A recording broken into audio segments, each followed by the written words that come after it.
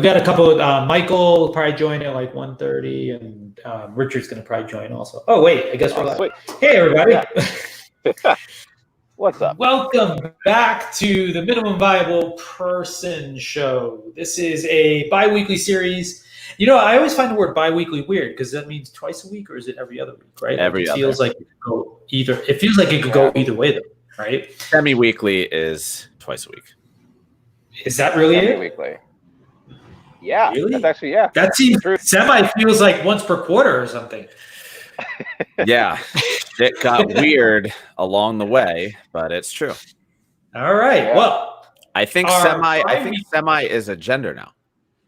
You've got bi, you've got semi, you've got what else do we have? Could be a lot. There's a lot going on. There's a lot going on there. You are allowed to define yourself any way you like. So I guess that's how it works for me. But welcome back. So as promised, the last time we chatted, we had a very interesting conversation, and it's sort of like one of the edge topics that we were talking about was actually food. So the title of today's show is Food Fight. And we just want to talk about a bunch of things related to food. Ryan is actually embarking on a new journey for some weight loss. I would call it rapid weight loss. Weight loss. And I'm training for my bodybuilding show, which is check it out. You got it. You're set up. Good. Now we're talking. Stacking. I love it. Me and him, we had a quick sync up on the stack before. So, so I've been training for my show. I know, Thomas, you made a lot of changes in your diet. I'm still getting retargeted by Milk Toast or whatever your cereal company is now. Magic Spoon. Yeah, Magic Spoon. That's right.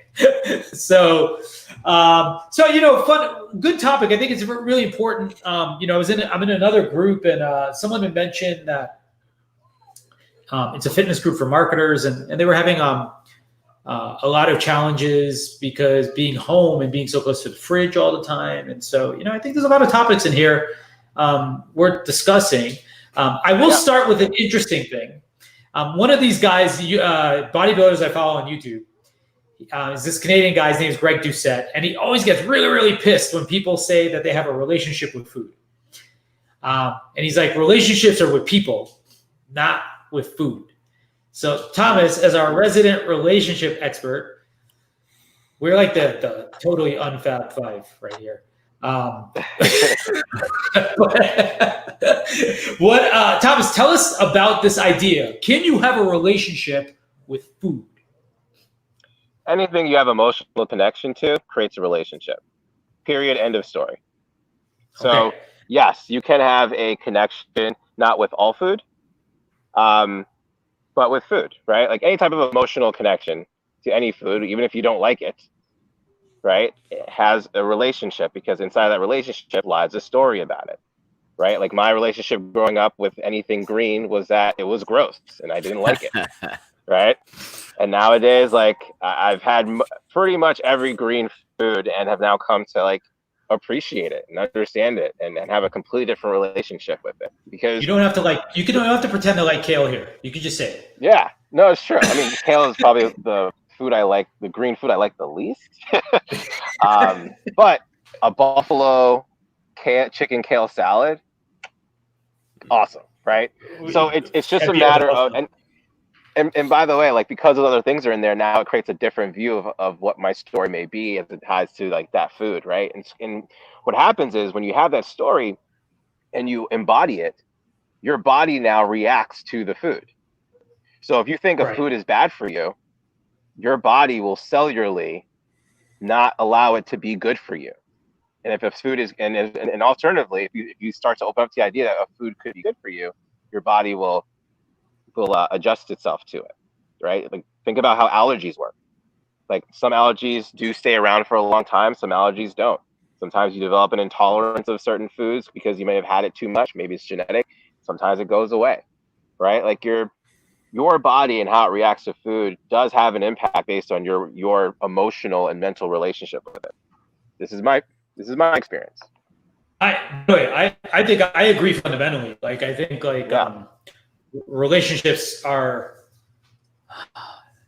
they're not solely driven by emotion even. But I think that's a fairly canonical definition that I think could apply to a lot of things, right? Like, and I think most things boil down to some kind of emotional thing, right? Respect, et cetera, all still like are sorted in some kind of emotional state. So I do think you can have a relationship with food. And I do think that a lot of people have a very unhealthy relationship with food. Yeah. You know, because like think about it, like there's definitely people who might see food as data, right? Especially if you're calorie counting, right? You're very into the macros. You probably see food as a number, data. That is your relationship with food, right? Absolutely. For other people, you know what I mean? Other people find food as a source of joy and heartiness and experience, right? And something that appeals to the senses. That's their relationship. Other people. What do you think, Ryan? Yeah, go ahead. Yeah, I mean, I don't know. I agree. I think I love Thomas's definition. That was like fucking inspired, man. Anything we have an emotional connection to, we have a relationship with. I think that's absolutely spot on, as far as I can tell. My relationship with food has been a lot like my relationship with women. Objectified.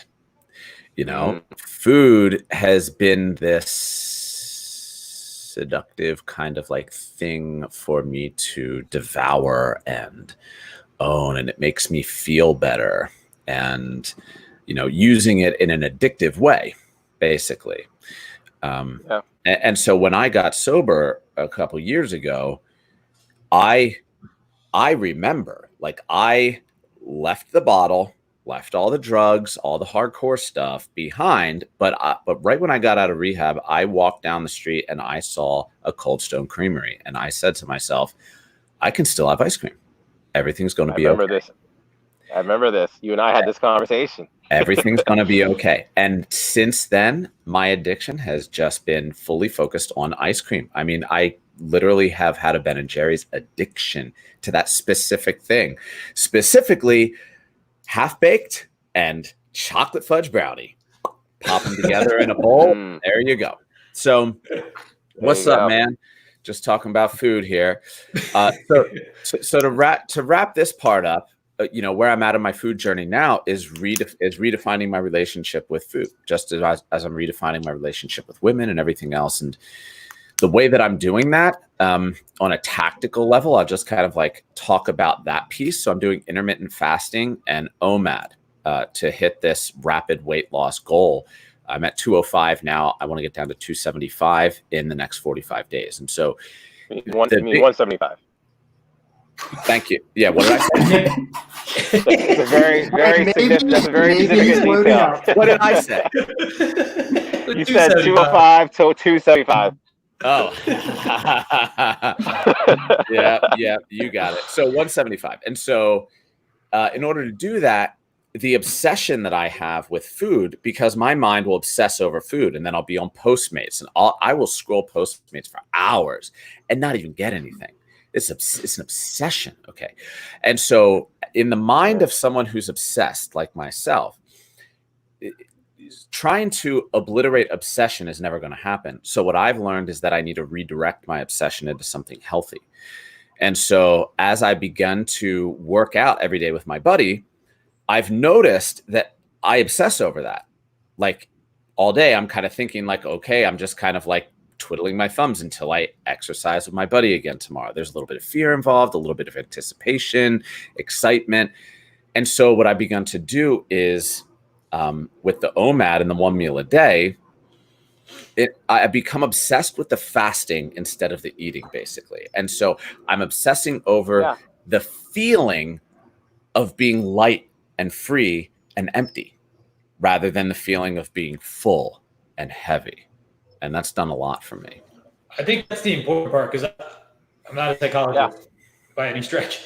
But from what I've heard or understand, by the way, everyone, this is Tristan, old friend from New York. What's up, Tristan? Where are you now? Are you in Jersey now? So it's one of those interesting things. I'm currently coming to you from North Carolina, but I'll be back in New York next week. So okay. Corona hunting. Nice. Yeah, no, there you go. Well, we're gonna have Tristan jump in a sec, but I was going to say that I do think it feels healthier to understand the outcome, to work towards the outcomes you want to create in your life, as opposed to necessarily like running from a vice, right? Like, Yeah. it's more like appreciating the vice as a thing that produces the kinds of outcomes you don't want, as opposed to, and navigating away from those things. Like it feels like too easy to then replace with another negative thing if you don't understand, right? Like you can just replace that with a different drug, but the reality is that it's really what you're changing are the outcomes that you want for yourself, right? And maybe you don't need to change the outcome if you like where things are, right? Like, Well, and that piece of it's interesting to me, just real quick, is because the other piece of moving me from where I'm at or where I've been at to where I want to go is actually anchoring into a larger, more attractive goal. And so I was getting kind of like soapboxy about like being like all like this dude that's alone and, not getting laid, and like, I'm just by myself, getting a little curmudgeon about it. And then I went out the other day, fucking COVID. I go out and I'm in this restaurant with perfume and alcohol and like all these temptations. But basically I just saw these hot girls and I was like, yo, I need to feel confident approaching these women because they're sexy as hell. And that was the moment, dude. Right then I was like, all right, I need to get down to business. Yeah, absolutely. Tristan, share with us, please. Yeah, so part of the reason I joined in was, well, first of all, from my accent, you can hear that I'm French, and the French have have a relationship in food, and I think that's I think what's core really is food as a social component, where it's not just about the food that's in front of you, but it's about also the experience of the food itself. And so what's been interesting to me, like living in the US versus living in Europe, is that the relationship that Americans have to food is very different than the relationship that people outside of the US have to food. In that in the US, it either goes into the I'm just consuming food as fuel, right? To I'm just going to binge on this stuff because I have no limitation, and anything along that spectrum.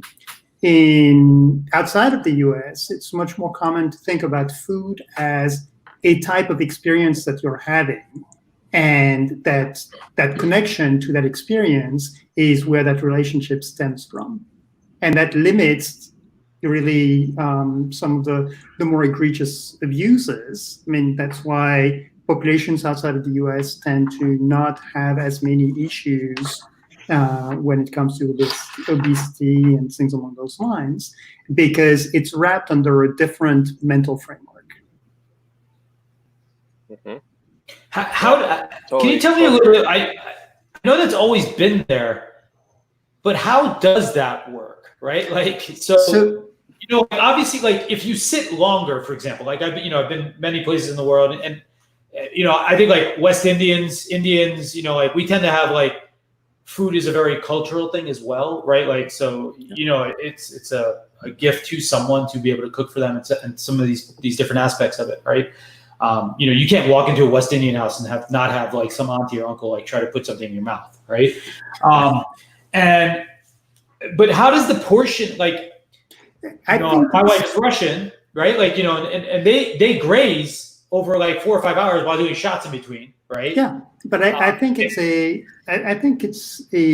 different type of consumption, and I think it stems to probably some of the limitations around alcohol in the US, which tend to push people to then more binge consumption in general, and that pushes that type of behavior, that binging of any kind is okay. And so that stuff that you learn as a teenager around binging on alcohol, because that's this forbidden fruit, and therefore you drink for the purpose of getting drunk, then starts leaning into other areas. And food is one of those areas where people go, okay, well, you know what, I'm feeling bad. I'm just going to roll up on the couch with a bag of potato chips or whatever was in the fridge that day and a couple of pizzas, and I'm just going to start binging on this kind of stuff. And the relationship is not about the content of the food, but about just eating for eating's purpose. Yeah, because I like using that example of like even like the Russian modality of like having dinner. Like you eat a little bit of something with a drink, right? Like it's like required you eat something after you do a shot, right? Yeah. Whereas like the American model, generalizing, but often tends to be like, let's go eat, then let's go drink till we can't stand up anymore, then we eat again, right? And they're sort of like. And I think the other component of this is right? that food outside of the US tends to be also much more of a social experience. It is rare for people to just eat alone. Yeah. Even if you are, living alone, you will either go down to a local restaurant, or you will have family, or you will have friends, but it's not that common for people to just sit down and eat on their own. Well, then we have this new dimension of modern day work where you eat at your desk, which is the most unhealthy thing. Yeah, right. Like while you're working, like you don't have time to even sit down and eat by yourself. Like you couldn't sit down and eat by yourself because you're eating while typing with one hand on Slack or something, right? Yeah, and it talks to that relationship to food, right? That if you're eating at your desk, you're not really paying attention to the food. You're paying attention to everything else, right? You're paying attention to what's on your screen or whatever work you have to do. If you're eating in front of the TV, you're paying attention to what's on the TV. You're not necessarily paying attention to the food. Whereas outside of the US, if you're eating, you're eating. You're not eating plus. Right. And so I think that changes the modality from a relationship standpoint. Huh. I definitely think that's something true. that I actually spent. I was saying this is something I actually spent working on over the past few months, which is the art of savoring. And when you're able to savor something like food or experiences, the only way to truly do that is by being fully present. And I noticed that whenever I would try to quote unquote savor food, I was savoring it while I was doing something else. Whether I was playing video games, watching TV, maybe checking my email. And when the moment I disconnect from the food, I'm still consuming it. And I become unaware of then how much I'm actually consuming. So for me, I love chips. I can enjoy those first few bites, but then all of a sudden, the moment I take my attention off of it to do something else, I'm still consuming the food, but I have no awareness of how much I'm consuming it. So nowadays, when I'm consuming things that are like treats and foods of joy for me, I'm making sure that I'm only doing that so I can fully really enjoy it. It doesn't mean that sometimes I still like maybe eat more than I should, but I'm definitely aware of it each and every moment throughout the experience. I do end up eating less of it as a result. Let's also talk. And I think that's kind of the key, right? Is that awareness is kind of the key. Because when it becomes that automatic type of thing, like you're eating chips in front of the TV, right, or popcorn or whatever, you don't stop until you're at the bottom of the bag, because that became that automatic mechanism. But it's that automatic mechanism because you're not paying attention to what you're doing, really. It's become like a reflex. And the only thing that stops you is, there's nothing else to reach for. Right, and so at that point, your brain goes, okay, that's gone. Well, that's the addictive pattern, you know, and that addictive cycle. Like, looking at some more strategic patterns, you could say, like how to approach food. It's like, which chemicals are we motivating the drug dealer in our mind to deal us? And so with food, when we're using that to get high, which I have done a lot, we're getting a certain mix, probably mostly dopamine, coming into our heads. But if we can break that dopamine cycle and then get addicted to the better chemicals like serotonin and some other endorphins that we get through more healthy stuff, then we can begin to fall into a more healthy cycle with our drug dealer in our mind. And the drugs actually are better drugs, you know? And I think people forget about that because I have gotten more high sober. Well, that's not necessarily true. I've gotten really high, not sober. But I've also gotten really high sober through things like breath work. I mean, full on hallucinations, you know? And even when I'm taking a shit, I don't know if you guys ever do this, but have you ever taken a shit that's just so legitimate that you get stars, you start seeing stars and you're like, this is a spiritual experience? Does that ever happen to you guys? Because it's not that far, but not to the stars part, but definitely something to add to the bucket list, I guess. See, there are many kinds of moments you can savor, I guess. but I love Ryan's point here, right? Like it allows you. We're talking about presence, right? And like the more we tap into that presence, the more we're able to get experiences like that doing the mundane, right? And food is included inside of that, right? Like the idea of for me, like I'll give you one habit that I created that was inspired by a coach of mine in the past was drinking a green smoothie, right? Like I had no idea like why I wanted to drink it. I heard most of the drink smoothies were really disgusting, right? And then the idea of drinking this every day was awful. And I remember my first time drinking, I was like, this is gross. And now like I can't really go a day without it, right? And I actually look forward to it. Like it's something that's like let me ask you a question though, right? And this I think is sort of the distinction. And there's two parts potentially working here. One is that like your taste buds actually adjust. And so, you know, you go from finding something disgusting to something not being disgusting, which is still not the same thing as something being enjoyable, right? And then there's the mental part of it, right? The drug dealer, as Ryan is describing, right? Which I think is it's mapping to a benefit that you know you're creating for yourself, right? You know, and I think that's like really important, right? And I think that's like part of that Blendo experience of sort of like the socialized part of consumption of food, right? And eating, et cetera, is that you look forward to the opportunity to be with your family before you actually think about the food, right? But then knowing that food is prepared and brought to you and curated by the people there, et cetera, like is all part of that experience, right? And by the way, we take some of these parts for granted all the time, right? Like, you know, like when your mom cooks you dinner every night, you take it for granted, even though like when you don't have it is when you realize how important it was, right? So I think the presentism, right, the being there for it, it really changes and probably goes counter to just the taste bud argument. Because, hey, I like really good and healthy food, but every so often, you know, a set of McDonald's fries sounds really awesome. And there's probably few things that are anywhere near as bad as McDonald's fries, right? From a health standpoint. But when I eat a small batch of them, the presence, the act of actually being, it's not like I go, I get it, and I'm like, done. It's an event because it's something, it's like there's a direction. This is what I'm going to get.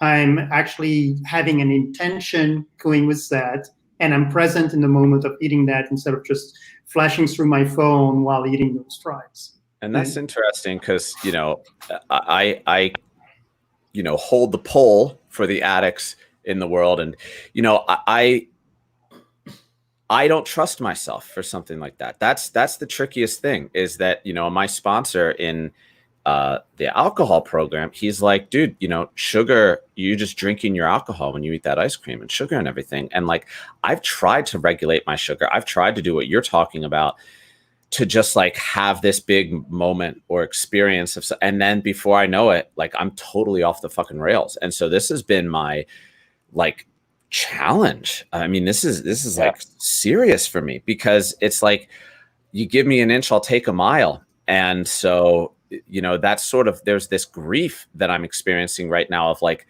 I may never again be able to regulate myself. Or, it's food's just a tricky one, because with the hardcore stuff, it's easy to say like, all right, well, cocaine's not good for you. It's like, obviously. But it's like ice cream. Well, almost everyone I talk to, I'm not going to have ice cream anymore. Well, you can have it once in a while.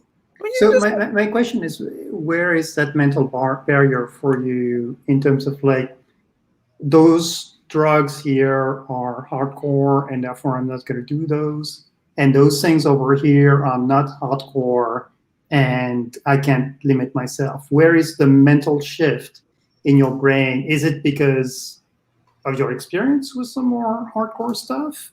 Is it because socially, Probably those socially. things are seen It as seems wrong? like you're reflecting a social bias against. Yeah. Social bias. But then Right. how about changing your mindset then and looking at it as, hey, I'm now going to look at this from a vegan mindset, for example, from a Right. health nut mindset. And I Yep. know this is bad. Yeah. And so I'm going to take one taste, right? And that's it. It's kind of like the puff of a cigarette or something, right? It's like you do it, and it's interesting because what might happen is that you might train yourself to the point where it's like it's not even attractive. That ice cream is no longer even attractive. Exactly. But you might say, okay, you know what?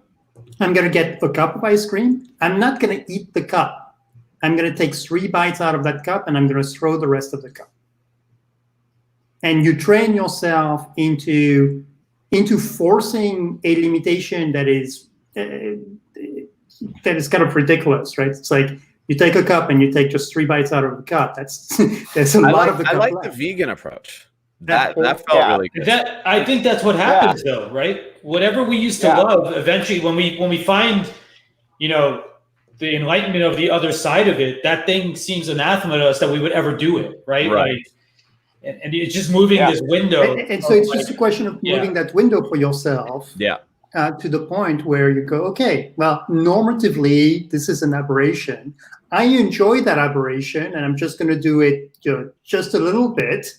But I know that normatively, I'm not on board with that. I liked what you were saying about the veganism, which is basically, something switches in someone's mind, and they're like, I can't eat meat anymore for a whole host of reasons, and then they. They're like a no to it. It's like, I know how bad processed sugar is and how bad ultra processed food is. And that's what really resonated with me about what you said. I'm like, dude, I could become vegan against ultra processed food and be like, I'm a fuck no to all that shit. And that just feels like that puts me on a really powerful path towards whole foods and healthy eating. Yeah. Because that ultimately may be the solution to get you with a better relationship to your food in general. Hypnosis. Yeah. You start to change your story, which then changes your bias towards what food is to you. Yeah. And then you change your story about it, like alcohol, right? Like part of the program is a structure that's based on your story of I can't drink anymore, right? Mm-hmm. You and I are both this, right? Yesterday for me was 18 months, right? So my story, my bias is drinking will not do well for me in my life and to my body. That's right. So that's my story. The structure is whatever program one would choose to use, whether it's AA, whether it's white knuckling, or whatever they choose to do. Mm-hmm. But it's the habit, right? It's the day-to-day habits that you create that allow that to take place. Now, for someone like you, Ryan, because I know you so well, taking that extreme would actually do you well. So by saying like, you know what, I'm just not gonna do processed food anymore, or at least right now, processed sugar, right? Yep. And then you create a program that requires daily action, right? Contrary action, like Tristan, suggested, and you just do that every day until eventually it becomes nothing. Like my wife, Star, she out of nowhere chose to become vegetarian. It's out of nowhere, right? In my perspective, for her, it was coming for a while, right? But it happened, and literally overnight, she hasn't had meat since. Right. And so how does that happen, right? It's the change of a story and then there's an experience, there's a program, there's an event that takes place that reinforces that belief. So ultimately, I want you to make sure you guys can see me. Ultimately, how we're able to overcome these things is we create a new story, and then we have things that happen every day that reinforces these stories to the point where it becomes stronger than the old stories that we once held on to about, in this case, about food. You know? Yeah, I can tell you it's yeah. I mean, you know, Greg runs the Foundercraft organization, but it's a founder trick, right? You can trick your brain to be anything you want. You can convince yourself of ideas that make absolutely no sense. If you're setting your mind to, I mean, like any founder, Joe Dispenza, breaking the habit of being yourself. Any founder knows that journey. That it's like everybody else in the world is telling you this thing makes no sense, but you have the clarity of thinking this makes sense, and you trick yourself into believing that everybody else is wrong. And hopefully it works out. For some people it doesn't. But the same is true of any kind of behavioral change. It's a question of finding what is the normative framework that you want to adapt around yourself to create that change. Yeah, they're all aspects of delusion. It's just a matter of which delusion are you willing to accept, right? Like totally. if you're eating and you're binging on eating, the idea that you could become someone that doesn't binge and eat food is actually delusional, right? You think that idea is delusional, but then on the other side, healthy eating person Ryan, right, now can look back and say, wow, like binge eating Ryan was totally delusional in thinking that I could actually be healthy eating Ryan, right? But like in that journey, it's all delusion, right? Because like binge eating Ryan has to decide that I'm going to be outright delusional in my thinking to become healthy eating Ryan, right? Yeah. Whatever that may mean, right? I use that term generally. Exactly what you mean, yeah. And you just have to own the delusion. I love that, man. That's really cool. I will say, Ryan, I think I'm a lot like you in this regard. As a founder, sort of speaking to this, and I've talked about this many times before. I believe, Tristan, like you may have even heard me say this, but I believe that a lot of entrepreneurs possess the same kind of affliction where we are incapable of moderation, right? And so we are incredibly like indulgent people, like into our endeavors, right? And so, like for me, for example, I can have no liquor. But if I have liquor, I want to drink until I'm drunk, right? But like I can't have. I'm not the kind of guy who can have one drink or two drinks. Like it just doesn't make any sense to me. It's like illogical, like that version of it. Have a beer. All this. Like I'm like, why? Right? Like I was like it just doesn't make sense, right? Like same thing with work. I'm either all in or I just don't want to do it at all. Right? Like. And obviously, and that's what I mean is that those extremes. And so for me, for example, I gave myself like rules, right? Like when it came to alcohol, like I do stupid when I drink too much, it's not good. I like the outcomes of it, right? And so like I've been weaning myself off of alcohol little by little, right? Like year after year. Thomas and I've talked a lot about this as well, but so my rule this year, for example, was I only allow myself to drink 1 day a week. Right.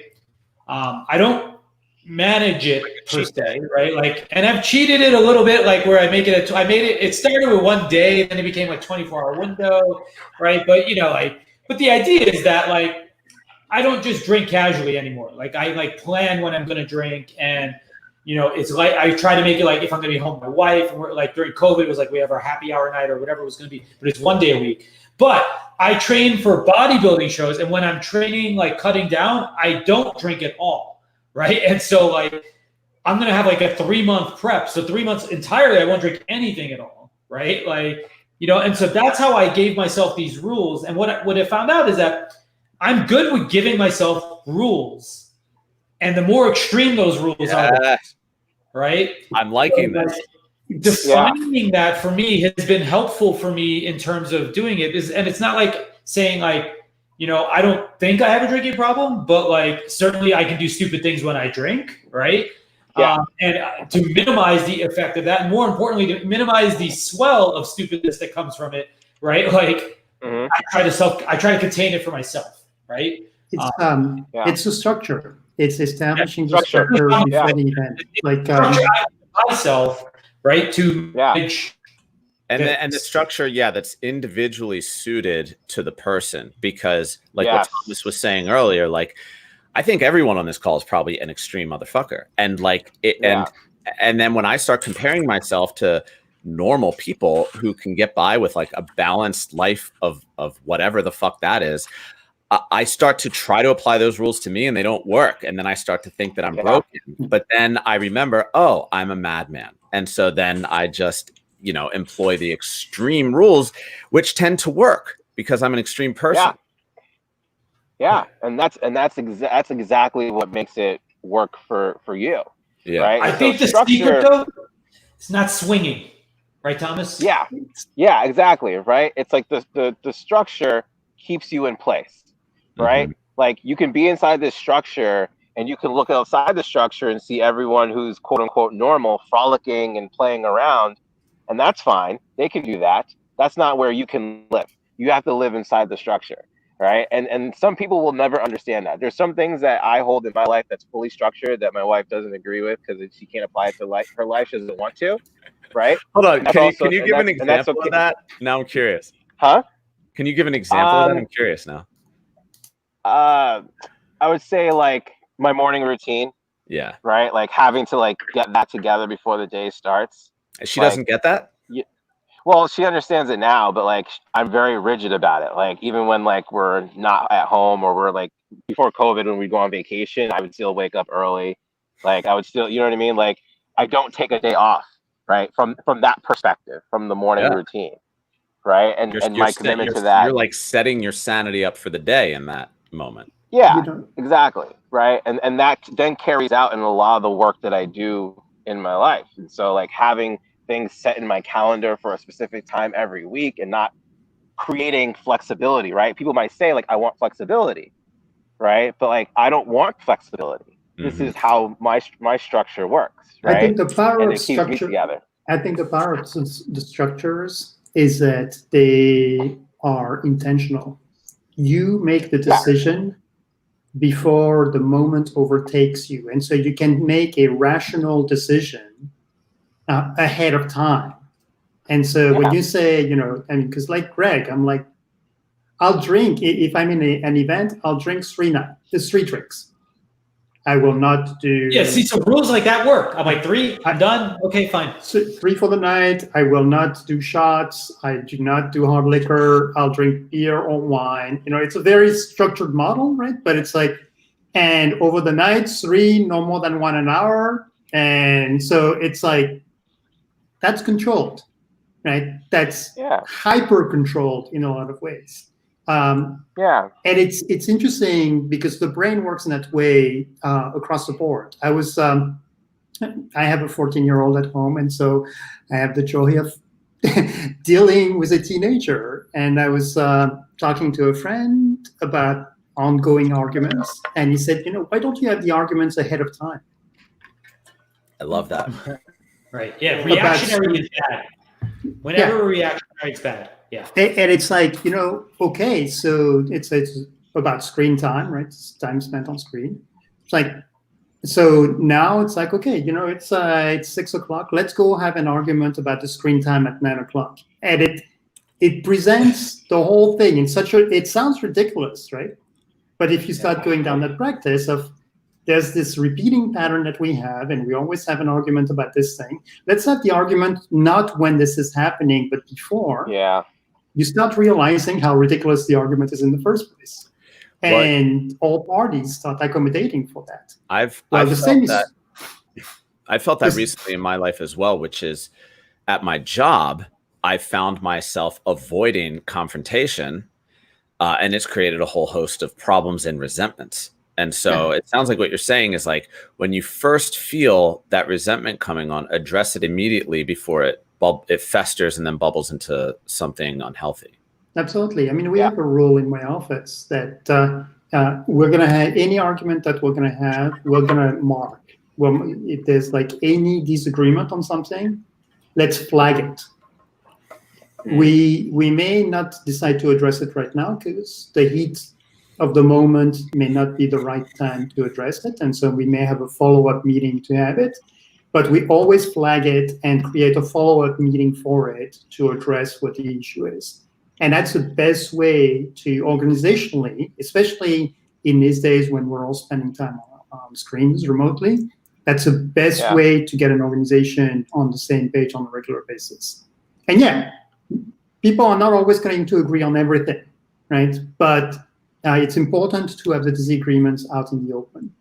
But in the same way, right, having that kind of model, to tie it back to the current discussion around addiction to food, etc., the argument is with yourself, right? When you're there in front of that food, that drink, that drug, the argument is with yourself as to, I'm going to do this or I'm not going to do this. Do you guys like Robert Greene? Anybody here? 48 Laws of Power, Laws of Human Nature. Oh, yeah. Yeah. I love this guy. He's an author, and he has a book called The 33 Strategies of War, which is my favorite of his books. And basically what he initially talks about is, first, before you go to war with anyone else, you need to go to war with yourself. And so I always love this. People are really eager to deny power and eager to deny the idea of conflict and war. Everyone wants to be all love and light. And I think that it is love and light, and it's also conflict and war and power. It's the shadow and the light, and they come together to create the yin and yang. And so I love Robert Greene because he really holds the pole for that, earthly, very like dark side of human nature piece of everything. And so I try to frame it the way that you mentioned just right now, which is that I'm at war with myself. And then there's also, the two sides want to kill each other, but they also want to reconcile at the same time. And so it's like, how do we use those polarities and the magnetism and the repulsion between the two of them to like find some kind of dance so that ultimately I can reconcile with myself. And that's where the rule framework comes in, right? Is that if you've pre-established the rules of engagement with yourself in that moment, prior to the moment itself, you've already kind of diffused the argument altogether. Fair fight. Yeah. Like a great example that I like to use. I forget her name, but you can look it up. It's called WOOP, WOOP, and it's an acronym, and it stands for. It's a 4-step process. So the W stands for wish, right? Like, what is it that you desire from the journey that you're about to take? In this particular case, food, right? What do you want to experience? What is your outcome? In your case, 175, right? Then instead of thinking about what's preventing you from getting there first, you focus on how are you going to feel? What's the best possible outcome for you? Maybe for you, Ryan, it's like not 175. Maybe it's 170, right? How would that make you feel, right? Really lean into the embodiment of what that would make you feel. What are you going to look like? How is it going to feel when you actually get to go online and buy new clothes, right? Or wear some of the clothes that you have that you can't wear now, right? What are all those things? Because what that does is when you're in the feeling of the outcome, you are more equipped mentally and spatially to start thinking about how you're going to overcome the obstacles, right? Because when you think about what you want and you think about the obstacles right after, you're not as motivated to like go after that wish anymore. Then you're going to feel like the obstacles are too insurmountable. But when you are in the embodiment of the feelings around the outcome, now you're going to be like, okay, I'm ready to start bringing up like what are these outcomes are going to be. And then you bring up the outcomes, right? Like what could actually get in the way? Could it be what your fridge looks like? Could it be your eating plan? Could it be the fact that you have Postmates and Uber Eats on your phone, right? Like what are these possible outcomes that could come up? Then the P is plan, right? So then the plan is simple. If this comes up, then this is what I'm going to do, right? It's like kind of what Tristan is saying, right? With the idea of having the conversation ahead of time. So if you say, if I get hungry and there's not a planned meal ahead of time, then here's what I'm going to do, right? And so that way, when the moment comes up, when this happens, you are prepared. right? You're not in this unprepared situation where all of a sudden you're like, fuck it, I'm just gonna get Uber Eats, right? And then you're gonna go through like the scrolling, like you're on Instagram, right? Looking at models, right? But instead it's food, right? Like we all go through that, right? And so the plan is in place now for you to say, oh, you know what? This happens. The plan's already there, and then you just follow through. Well, that is fucking gorgeous. I wrote that down because I love that. And to the model's point, I actually systematically annihilated all the thirst traps in my social media sphere. So no more tits There you and go. ass. Okay, but I haven't eliminated all of the food thirst traps in my sphere. There you So go. it's time to get out. Right? So here's an interesting one. Yeah. Right? It's like you got your go-to apps for ordering. Why are they on your phone? Well, they're not What? anymore, but they were. Yeah, because if you have to go and download that app to get there, you've now created one block because now you're forcing yourself. I mean, if you're forcing yourself to take that stop Extra and go step. to, I really want to do this. Yeah, I have to confront my shame Yeah. Yeah. in a more Right. serious way. Yeah. While it's downloading, maybe even delete your account. Maybe Dude, I gotta you- enter my address again. Yeah, right. Like maybe you email them and you have them suspend your account, right? Like don't delete your data, but suspend your account. So that way, like you'd have to like request to get your suspension uplifted, right? Like, So this is like the, right? No, I The just had amount a of steps that idea. you have to take. So do you know that you can call an 800 number and they'll block you from all casinos for life? Do you know Oh that? wow, I did not know that. So there's No, I an didn't know 800 number, and like there's a consortium, all the casinos, for like addicts, right? They're like, you can call this number and say, block me for life, and you are now blocked for life. No give backs, no take backs. Dude, what if we did that for food apps?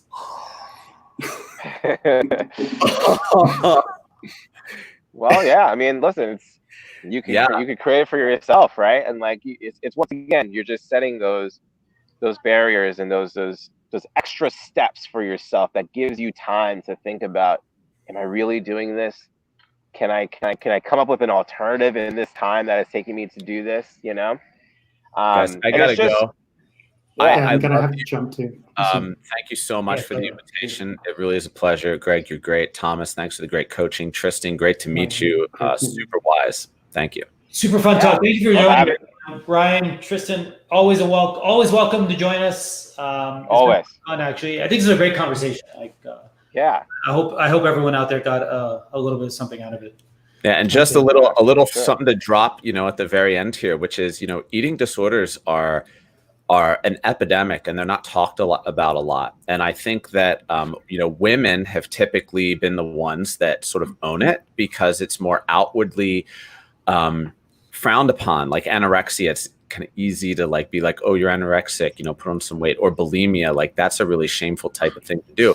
But overeating, like I've been going to Overeaters Anonymous, you get the bulimics, you get the anorexics, but overeating isn't shamed in the same way societally that the other ones are. And so I think that eating disorders, especially amongst men, are way more common than people like to admit. It's just that it's socially acceptable to be fat and overweight. Yeah. This is, again, in that classic dynamic of between, sort of male and female, sort of, where men get a pass, quote unquote, on a lot of things in the public eye, right? Like, or even encourage the things that we don't do. Or that we don't expect of the other side. It's another interesting topic for sure, but we need a slightly more diverse panel for that. I'll see if I can pull in a friend for that. I do have a friend who can talk about that. So I love you guys. Thank you so much. Bye, guys. It's You guys great. are awesome. All right, bye. It's great to have you guys.